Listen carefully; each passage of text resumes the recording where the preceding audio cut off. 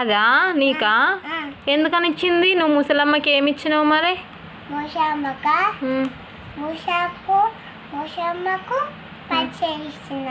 పైసలు ఇచ్చినావా? అయితే అమ్మ నీకోసం అని ఇచ్చిందా? చూపి అది ఒకసారి. వావ్, అది ఏంటిదిరా నాని?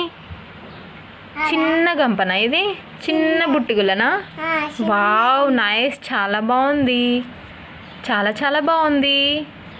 ఇది దేంతో నల్లిర్రో తెలుసా నీకు?